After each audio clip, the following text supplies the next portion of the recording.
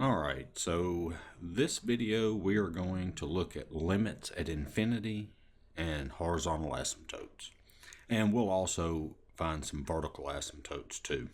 I have a video on vertical asymptotes in this playlist. It's before this one. Alright, so let's look. We've got definition of a limit at infinity. Let f be a function defined on some interval a to infinity. Then the limit of f of x as x goes to infinity is equal to some number L.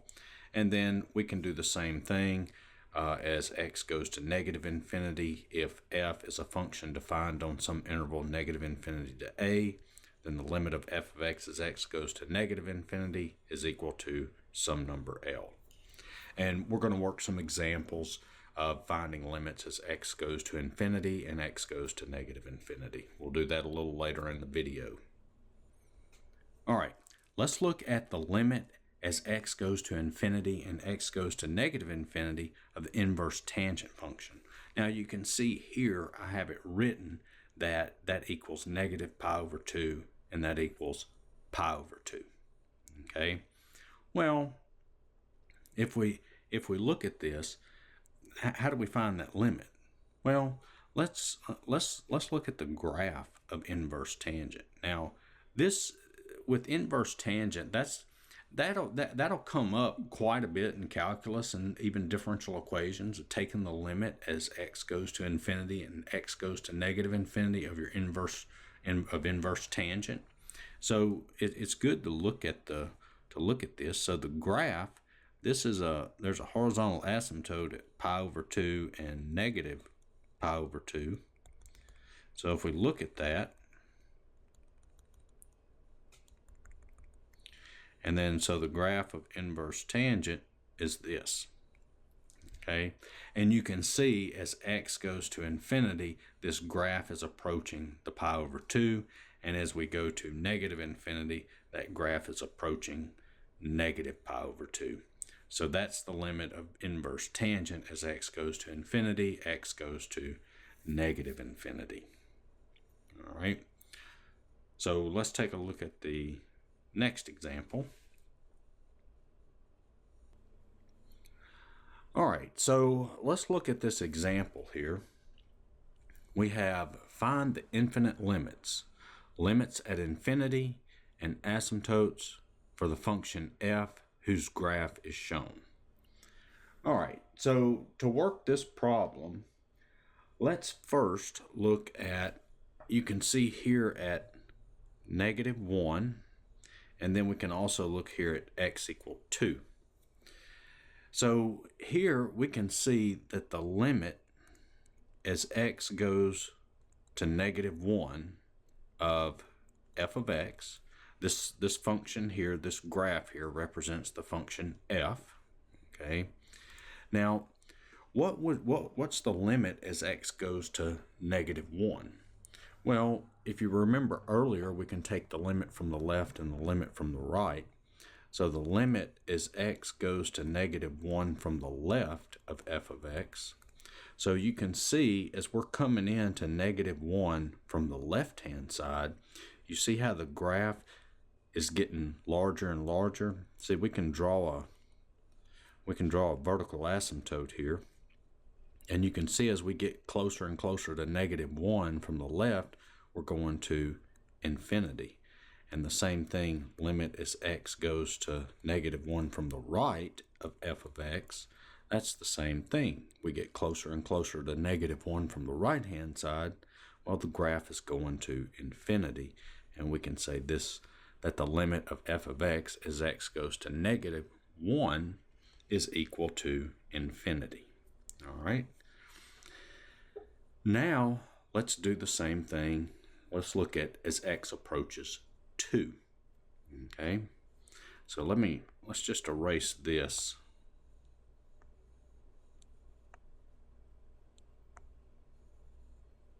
All right, so let's go as we go to 2 from the left and 2 from the right, and then 2. So as x approaches 2 from the left, and let's go ahead like we did a while ago, and let's draw our vertical asymptote here. So as we're coming into 2 from the left-hand side, you can see the graph is going to what? It's going to negative infinity. And as we come into 2 from the right-hand side, the graph is going to what? It's going to infinity. All right, so now the limit as x approaches 2, well, as we come in from the left and the right, they're going in 2 different directions. So we can't say anything about the limit as x approaches 2. That does not exist. Okay, I mean, as we come into 2 from the left and 2 from the right, that does not exist either, because it's not approaching a number. But we can be more specific. Rather than say it does not exist, we can say it's going to negative infinity or it's going to positive infinity. Okay, so based on what we just worked, okay, as we take the limit as x approaches 2 from the left, that goes to negative infinity. Well, we can say that there is a vertical asymptote at x equal 2. Now, I know I erased it, but remember what we just did? We found the limit as x goes to -1 from the left and the right. Those went to infinity, so we can say there's a vertical asymptote at x equal -1. If you remember back from the earlier video or a previous lesson in your calculus class, for a vertical asymptote, if you take the limit as x approaches a number from the left or from the right, or as it approaches that number, if that equals infinity or negative infinity, that means there's a vertical asymptote there. Okay, so that's what we've done there. We found our limits and we found some asymptotes. Now, what they want us to find now is, if we look at the limit, let me erase this.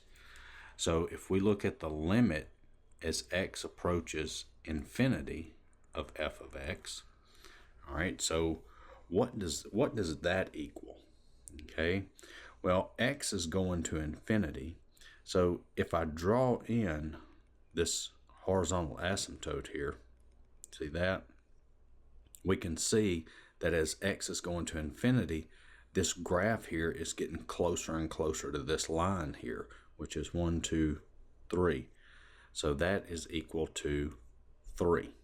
You see that? And then if we take the limit as x goes to negative infinity of f of x, well, we can see as x is going to negative infinity, what is this graph approaching? It's approaching the x-axis, isn't it? So that's approaching 0. So we found some vertical asymptotes earlier at -1 and 2, but remember this up here says that the line y equals L is a horizontal asymptote if either of these. So we took the limit as x goes to infinity and as x goes to a negative infinity. So that means we have horizontal asymptotes at y equals what? 3 and y equals 0. And so there's your horizontal asymptotes. Okay, so we'll do some more with that. That right there was just kind of looking at graphs, getting a picture of it. All right, so what we're going to do throughout the rest of the videos, we're going to actually be finding limits of functions where we don't have the graph. All right, so let's look at this. Let's find this, the limit of 1 over x as x goes to infinity and then as x goes to negative infinity. So let's look at the first one, x goes to infinity of 1 over x. All right, so what does this equal? Well, x is getting larger and larger, right? So if you have a calculator right there by you, you can look at, let's just say we have 1 over 10, and then we have 1 over 100, 1 over 1,000, 1 over 10,000, 1 over 100,000, and so on. So what's happening is x is getting larger and larger. So that means that denominator is getting larger and larger. So the numerator is staying at 1, but if that denominator is getting larger and larger, what does that mean about the whole fraction? That means the fraction's getting smaller and smaller and smaller. And you can punch all these into your calculator and see that. So as x gets larger and larger, the entire fraction is going to 0. And then the same thing here, the limit as x goes to negative infinity of 1 over x. So really, the same argument, the only difference is we're going to have a negative in front of the x. Okay, it's getting really, really, really small. But start punching this into your calculator, and what happens? It's getting closer and closer to what? 0. Okay, and so there's your limits as x goes to infinity and as x goes to negative infinity. So actually, when we look at this, we can say that the graph 1 over x has a horizontal asymptote at y equal 0. Okay. All right, so let's look at this theorem. If r is greater than 0 is a rational number, then the limit of 1 over x to the r as x goes to infinity is equal to 0. And if r is positive is a rational number such that x to the r is defined for all x, then the limit of 1 over x to the r as x goes to negative infinity is 0. So basically what's happening here is the denominator's getting larger and larger and larger. Here the denominator's getting smaller and smaller and smaller. X is going to negative infinity. Okay, well, kind of depending on r if it's odd or even, but the denominators are getting really, really big or really, really small, and it's pretty much what we did here. Okay, it's what we did there. Okay, this is the theorem for it.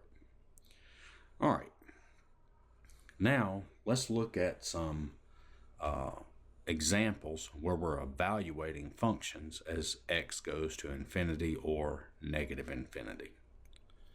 All right, so to calculate these limits here, now if you're, obviously if you're watching this, you're in a calculus class, or if you're not in a calculus class, you're sitting around, you're really bored and have nothing else to do. Okay, well, if you look in your calculus book, you might see how they work these problems. May look a little different than the way I'm going to do them. I think the way that I'm showing you how to do them is a lot easier. So let's go ahead and look at this. So this is equal to the limit as x goes to infinity of 3x squared over 5x squared. Okay. Now, look what I've done. Let's explain all this and talk a little bit about how it works. So we'll spend a little more time on this first problem than the other ones. All right. So what I want to get across to you here is I am not saying that this function here is the same as this function. I'm not saying that at all. I'm not saying those functions are the same. What I am saying is their limits are the same. Okay, their limits are the same. So when you're finding limits as x goes to infinity or as x goes to negative infinity, what you want to do is keep the largest exponent from the numerator and the largest exponent from the denominator, and then everything else just drops off. Okay, because when x is out there at infinity, you keep that largest exponent. None of this other stuff matters. It's irrelevant. Okay, it's irrelevant. It means nothing to this term that has the highest exponent. One way that we can look at it is, let's say that over here there is a briefcase and it has $1 billion in it. Okay, $1 billion. You can take that briefcase, pick it up, and leave. Okay, but over here, there's another briefcase with money in it. And if you want this briefcase, then you've got to, I don't know, you've got to work for a week. And so you can either have this briefcase over here that has $1 billion in it, or you can work for a week and you can have this briefcase over here after that week of work that has $1,000,001 in it. It has one extra dollar in it. Well, that one extra dollar makes no difference, does it? It's irrelevant when you're talking about money, that much money, $1 billion. I mean, what's the difference, $1 billion or $1,000,001? I mean, does that mean anything? No. That $1 is irrelevant.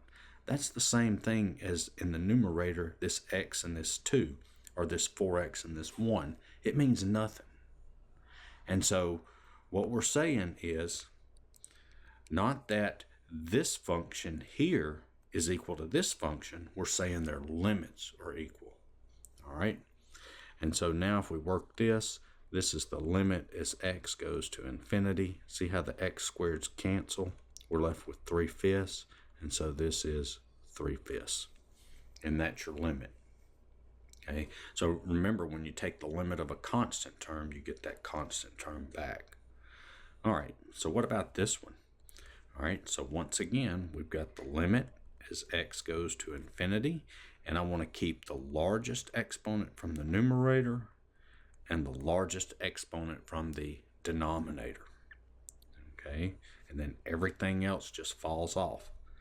So this is going to be the limit as x goes to infinity. Look how the x cubed and the x squared cancel out. So that's 3x over 4. All right, so now x is going to infinity. X is getting really, really big. So I've got a really, really big number times 3/4. That's going to give me another really, really big number. So that one's going to infinity. All right. And how about this one? This is the limit as x goes to infinity of 2x cubed over 7x to the 4th. All right. Once again, keeping the largest exponent from the numerator, the largest exponent from the denominator. And so what do we get? The limit as x goes to infinity of what? 2 over 7x. The x cubed and the x to the 4th cancel out. And so I'm left with 2 over 7 times x. Well, this x right here, it's getting really, really big. So that denominator is getting big.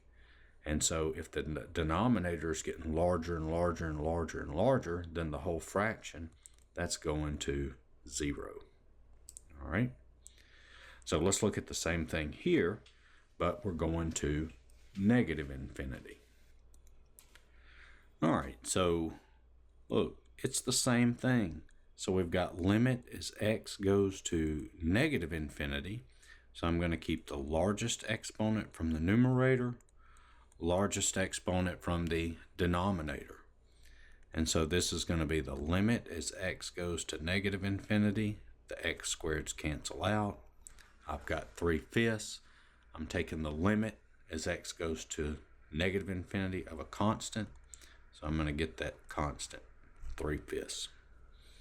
All right, so how about this one?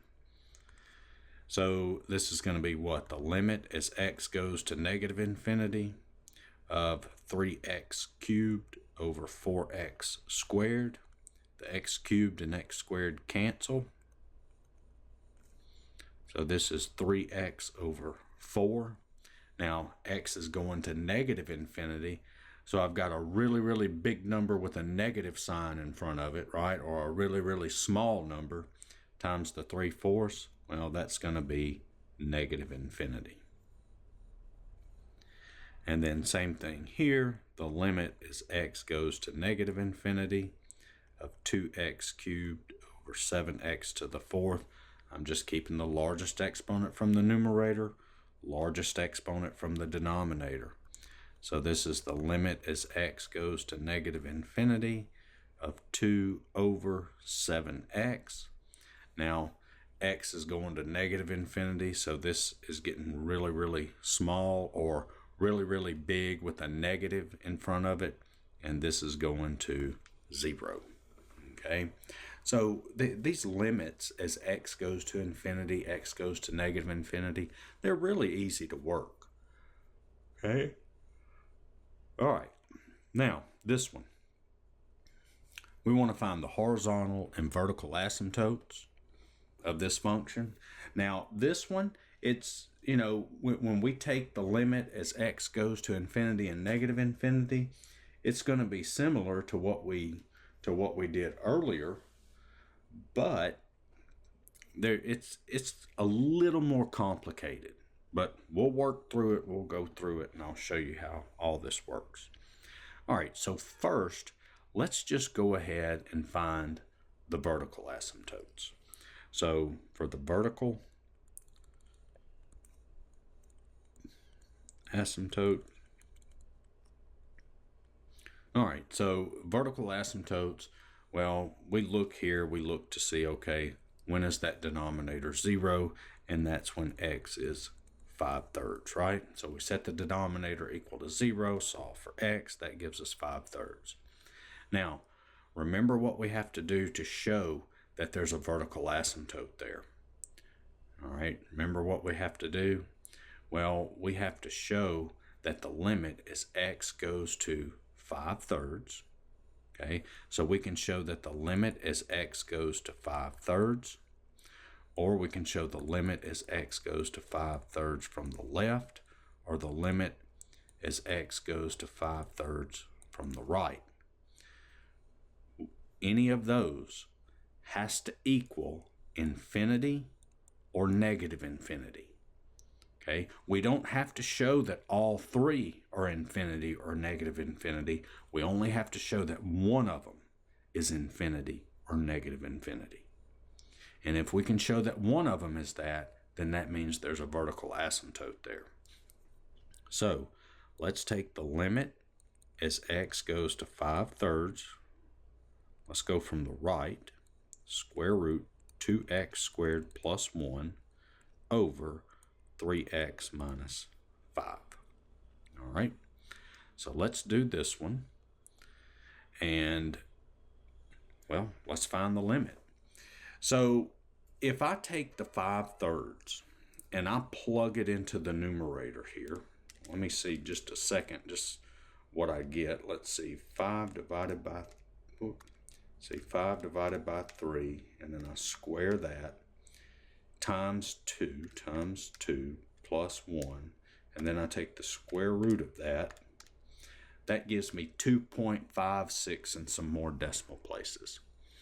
All right, so as we're coming into 5/3 from the right hand side, if we're plugging in numbers for x, okay, so we've got a number line here and we've got 5/3, and we're coming in from the right hand side and we're plugging in numbers that are getting closer and closer to 5/3. If we're plugging them into this numerator here, that numerator is going to be around 2.56. Okay, it's not going to get off of that number by much.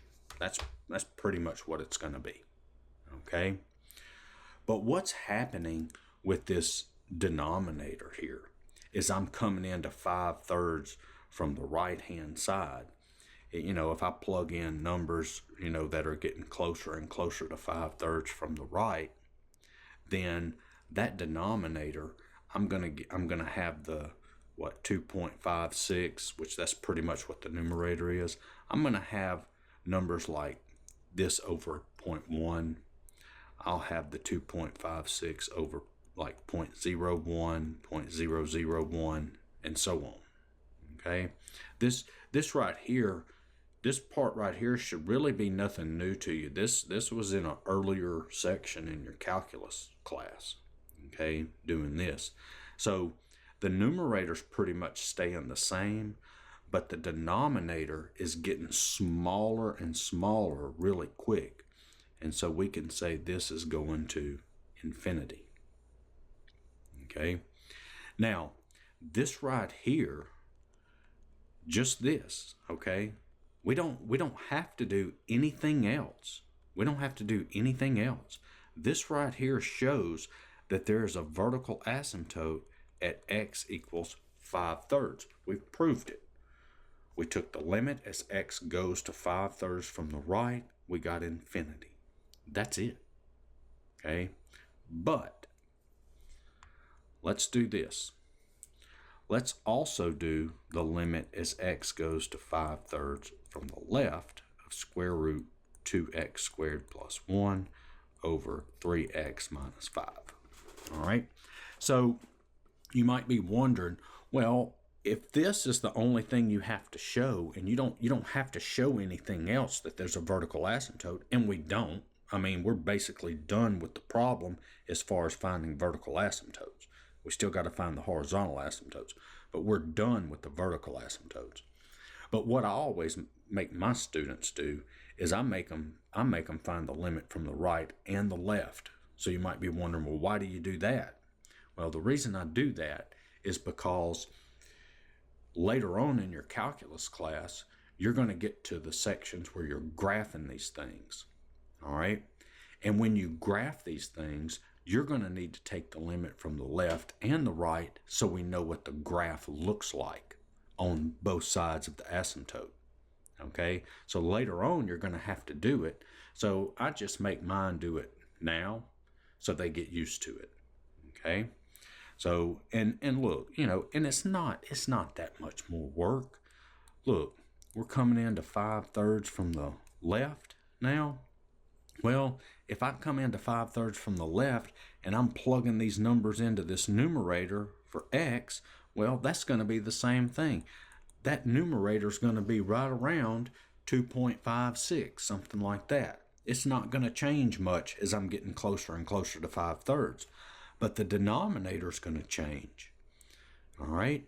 So this is going to give me numbers like -0.1, -0.01, -0.001, -0.0001, and so on. I'm getting closer and closer from the left-hand side, and it's just like what I did over here, except there's going to be a negative. So this one's going to, what is this one going to? Negative infinity. Okay? But like I said, you do not have to show this one if you've shown this one. Okay? So there's a vertical asymptote at x equals 5/3. See, that's what they're asking. Find the horizontal and vertical asymptotes. So we found the vertical asymptotes. X equals 5/3. All right. Now let's find the horizontal asymptote. There may be more than one. I don't know. All right. So to find the horizontal asymptote, this is going to be the limit as x goes to, now how do we find the horizontal asymptote? You have to take the limit as x goes to infinity and the limit as x goes to negative infinity. And how do we know that? Well, that is from a long time ago at the first of the video. This definition here, the line y equals L is called a horizontal asymptote of the curve y equals x if either. Okay, so the limit of f of x as x goes to infinity and as x goes to negative infinity, if those equal a number, then you have a horizontal asymptote at that number. All right, so that's what we're using. So this is the limit as the square root of 2x squared plus 1 over 3x minus 5. And let's go to infinity. X is going to go to infinity. All right. So look, this is nothing different from these problems that we've worked here. We're going to do the same thing. We're going to keep the largest exponent from the numerator and the largest exponent from the denominator. So this is equal to the limit as x goes to infinity of square root of 2x squared over 3x. All right? And so this is the limit as x goes to infinity of square root of 2, and let's just go ahead and split this up like this, 3x. Okay? That square root of 2x squared, I just wrote that as square root of 2 times square root of x squared. So this is equal to what? The limit as x goes to infinity of square root of 2.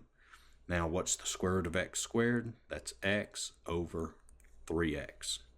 And you can see here the x's cancel, and so that's the limit as x goes to infinity of square root of 2 over 3, which is square root of 2 over 3. So we have a horizontal asymptote at square root of 2 over 3. All right. So easy enough there, right? That's not bad. So now let's look at the limit as x goes to negative infinity of square root of 2x squared plus 1 over 3x minus 5. All right. So same thing, just like up here. So that's going to be what? The limit as x goes to negative infinity of square root of 2x squared over 3x, which that's the limit as x goes to negative infinity of square root of 2 times square root of x squared over 3x. Okay? Nothing different than what we did on the first part as x went to infinity. Same thing. All right? Now, this is equal to what? The limit as x goes to negative infinity of what? Square root of 2 times times what? Times 3x. Now, what's the square root of x squared? Pause the video and think about it a minute. Okay? Square root of x squared is what?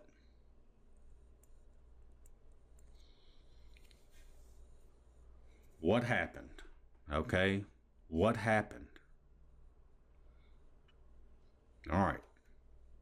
Now remember, whenever you're taking square roots, whenever you're taking the square root, we want the principal root, the positive number, right? The positive number. So you might be thinking, well, if that's the case, if I want the positive, how come I didn't put absolute value there, and how come I put absolute value here? Okay, we've got to ensure that when we take that square root, we got to ensure that we get a positive answer, right? So why didn't I put an absolute value up here? Well, that's because the x values are positive. They're going to positive infinity. Okay, so I don't need absolute value. That x there is positive. But here, my x values are negative. I'm going to negative infinity. So I'm using, my x values are negative. So when I take the square root, I've got to put the absolute value, right? Got to put the absolute value to make sure it's positive. Okay, I hope that makes sense. If you need more explanation on this, search my channel for limits, I think limits of square roots at infinity, something like that. But it's on my channel. All right. So now we get what? We get the limit as x goes to negative infinity of square root of 2 times what's the absolute value of x? Negative x, right? Over 3x. How in the world did I get that? Okay. Well, if you look at this, remember the absolute value of x is equal to x if x is greater than or equal to 0, and equal to negative x if x is less than 0. Okay? Now, you're in calculus now. This right here, taking limits of absolute value functions, you should have seen that already. Okay? All right. So in this case, we can see that our x is negative, right? So our x is negative, so that means the absolute value of x is negative x. All right, so the x's cancel, and I'm left with the limit as x goes to negative infinity of negative square root of 2 over 3. And so that is negative square root of 2 over 3. So my horizontal asymptotes are y equals this and y equals this. So y equals square root of 2 over 3 and y equals negative square root of 2 over 3. There's my horizontal asymptotes, and this was my vertical asymptote. All right. All right, so let's look at the next example. So we want to compute the limit of square root of x squared plus 1 minus x. All right. So as far as this one, if you look at this, this is what infinity minus infinity, because doesn't this one go to infinity and this one go to infinity? And that would give us 0 as an answer, right? Wrong. Okay. The answer may be 0, but that's not how you do it. Okay. And I would imagine that whoever your teacher is, if you work this problem like this, they probably wouldn't give you any credit, even if 0 is the correct answer. You cannot do that. Okay? You cannot do that. So how do we work this problem? Well, we're gonna rationalize the numerator. Okay? So we're gonna multiply numerator and denominator by the conjugate. Remember, this is over 1. All right? And so this is the limit as x goes to infinity. So this is just a minus b times a plus b, which is a squared minus b squared. So that's going to be x squared plus 1 minus x squared over the square root of x squared plus 1 plus x, which this is the limit as x goes to infinity of, let's see, that's going to be 1 over the square root of x squared plus 1 plus x. All right, so now hopefully here you can see that this denominator is just getting larger and larger and larger. And the numerator is just staying at 1, so we can see that this is going to 0. Okay, we can see the whole thing's going to 0. But let's do this. Let's take this a little further, and hopefully this will give you more of an understanding and help you the way for what I'm fixing to do right now. So if you remember back on those problems that we worked earlier, okay, do you remember in those problems? All right, so I'm back. I don't know, something happened. My program messed up or something. So let's get back. So if you remember in these problems that I worked here, okay, remember we kept the largest exponent from the numerator, largest exponent from the denominator. So let's continue on with this problem like that. So let's keep the largest exponent from the numerator. So that would just be the 1. Remember, that's like x to the 0, right? And then keep the largest exponent here. So that's the square root of x squared plus x, right? See, this 1, that can just drop off. But this square root of x squared and this x, those are the same power, right? Because the square root of x squared, that takes you to a power of 1 also. So that's the limit as x goes to infinity of 1 over x plus x. Now, let me ask you this. When I did the square root of this x squared and got x, should I have an absolute value around that? No. And why not?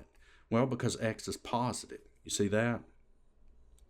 And so this is the limit as x goes to infinity of 1 over 2x. Look at that.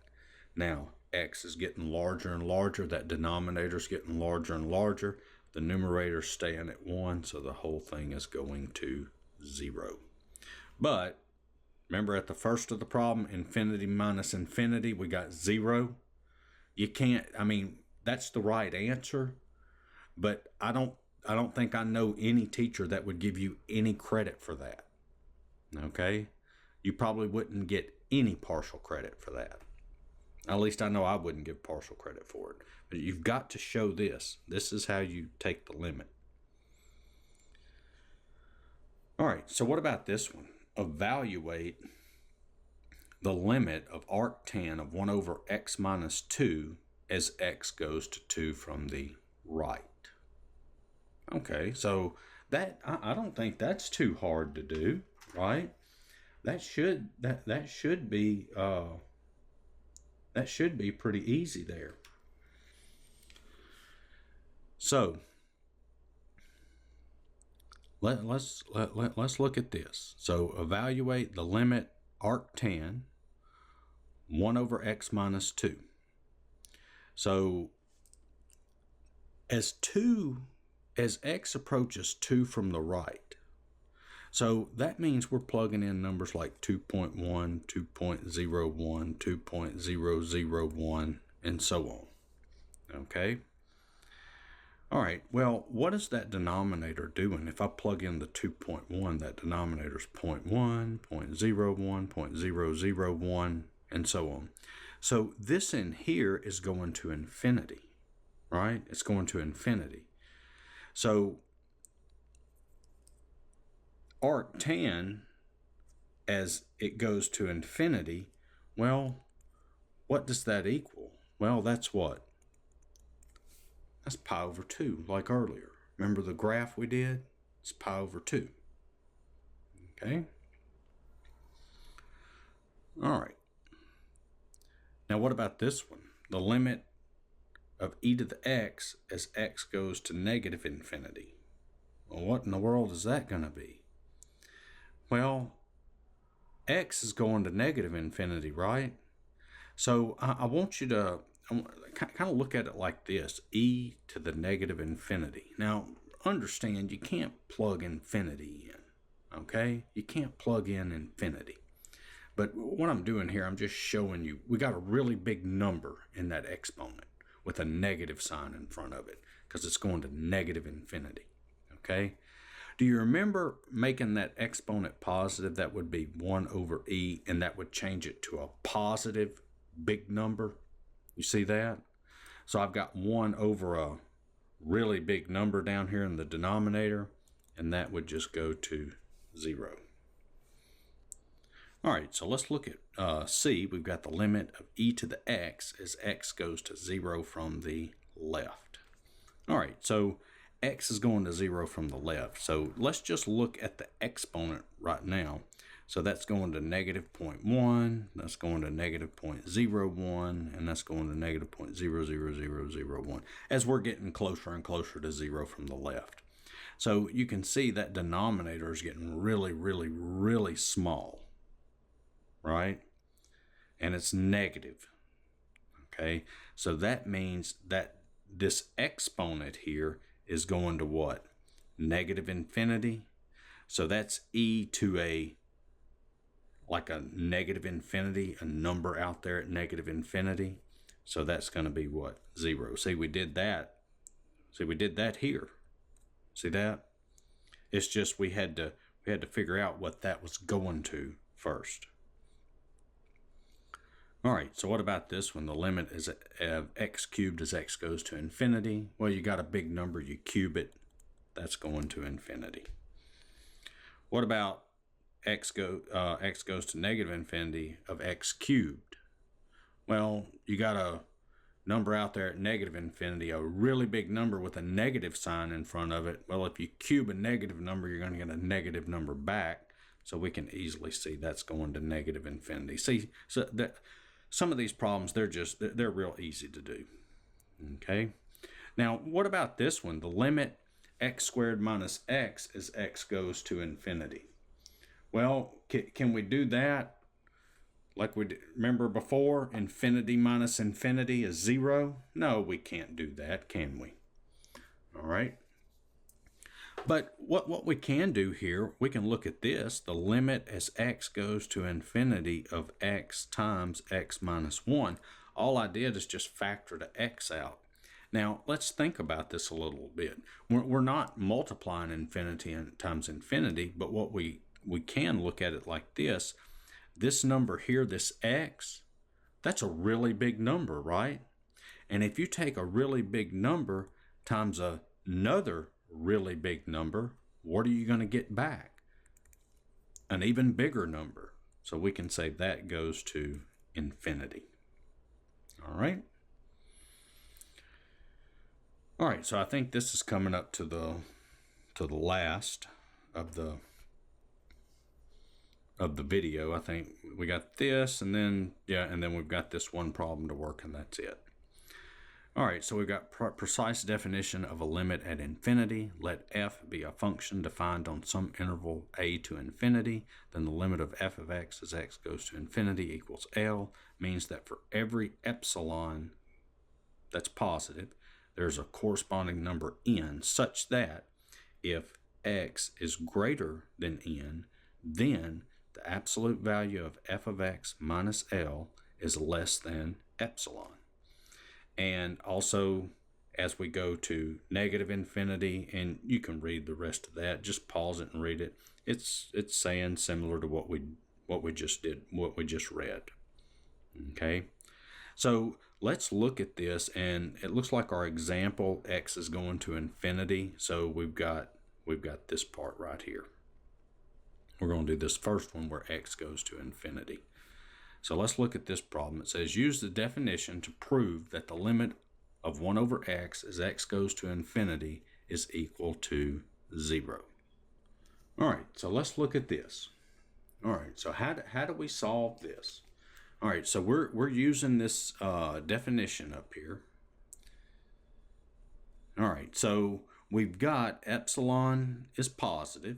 Okay, so for every epsilon greater than 0, there's a corresponding number n such that this.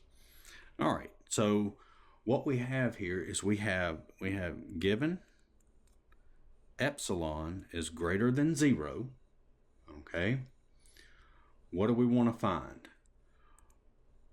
Want to find, okay, what do we want to find? N such that, now all I'm doing right now is I'm just restating this. Okay, I'm just writing this down. N such that if what? If x is greater than n, then f of x, which in our case is 1 over x minus L. What's L? Well, in our problem, L was 0, is less than epsilon. All right, so that's such that if what? X is greater than n, then the absolute value of 1 over x minus 0 is less than epsilon.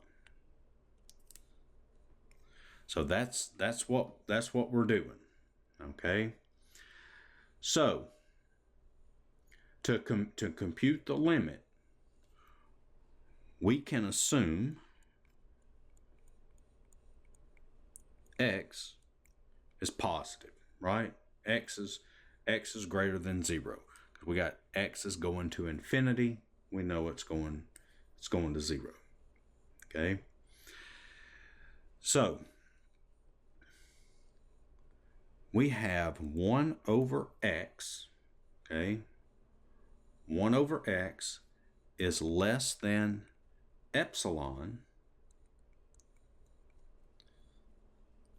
if and only if x is greater than 1 over epsilon. Okay, so what do we do there?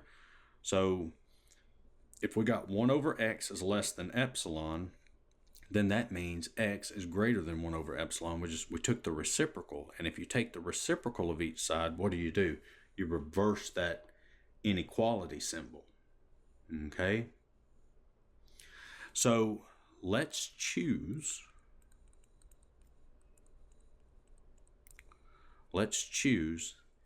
n to equal 1 over epsilon. We're going to let n be that. Okay? See from this, if x is greater than 1 over n, you see that? So x is greater than n. So we're going to choose n to be 1 over epsilon. So if what? X is greater than n. See, x is greater than 1 over epsilon, and 1 over epsilon is n, which equals 1 over epsilon. Okay? Then the absolute value of 1 over x minus 0 is equal to 1 over x, right? 1 over x minus 0 is 1 over x, which is less than epsilon. You see that? So we've shown that. See this? See, if this, then we've got this right here. So 1 over x, so that's 1 over x is less than epsilon. So we've shown that. You see that? And where did that come from? Well, see there? There's that. 1 over x is, we know that's less than epsilon. So by the definition, the limit as x goes to infinity of 1 over x is equal to 0. Okay? And so we've proved it using that definition up there. All right, so that was quite a bit of stuff. It's and really it's not hard. You're learning to take limits. So you learned how to do limits as x goes to infinity or x goes to negative infinity. That's what you learned in this video. But also you've learned that as we take the limit as x goes to infinity, x goes to negative infinity, you learn that, hey, there's a horizontal asymptote there if it approaches a number. And then we refreshed your memory on vertical asymptotes as x goes to, whatever makes that denominator 0 as x goes to that number from the left and the right. Okay, if that goes to infinity or negative infinity, then you have a vertical asymptote there. So I hope this video helped. Check out my other videos. Give me a like, share, and subscribe, and I'll see you later.